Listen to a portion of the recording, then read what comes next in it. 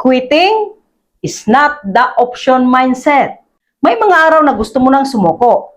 Pagod ka na, pakiramdam mo, ang dami mong ginagawa pero parang wala namang nangyayari. Paulit-ulit ang rejection, mababa ang views, mabagal ang negosyo, may mga taong hindi naniniwala sa'yo, mga kapamilya mo hindi sumuporta, hindi man lang nanonood sa video mo. At minsan pati ikaw nagsisimula ng pagdudahan ang sarili mo. Pero gusto kong tandaan mo ang isang mindset na ginagamit ng maraming taong nagtatagumpay. Quitting is not the option. Hindi ibig sabihin nito na hindi ka pwedeng magpahinga. Hindi ibig sabihin nito na hindi ka pwedeng baguhin ang strategy mo. Ang ibig sabihin lang ito ay hindi ka susuko sa pangarap mo. Magkaiba ang pag-quit at pag-adjust. Kapag ang strategy ang hindi gumagana, palitan mo ang strategy. Pero huwag mong palitan ang pangarap mo. Maraming tao ang tumitigil hindi dahil imposible ang pangarap nila. Tumitigil sila dahil napagod silang maghintay.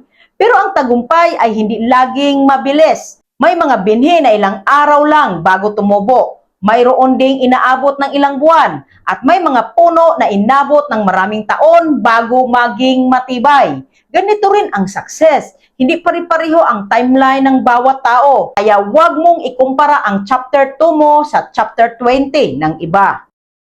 May mga pagkakataon ding pakiramdam mo walang nakakakita ng effort mo. Pero tandaan mo, hindi ibig sabihin na walang resulta ngayon ay wala nang darating bukas.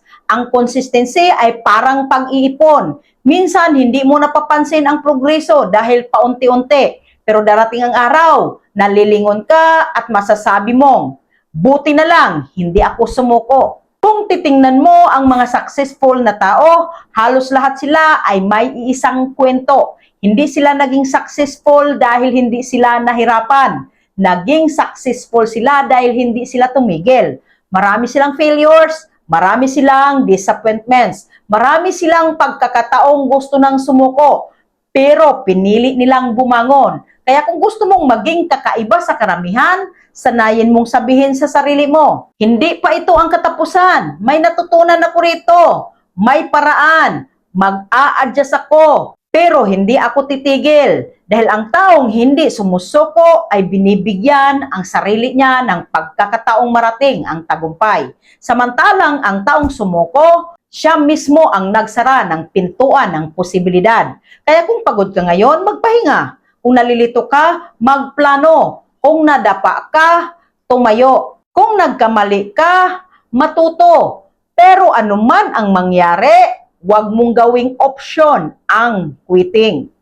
Dahil maaring isang hakbang na lang ang pagitan mo sa breakthrough na matagal mo nang hinihintay.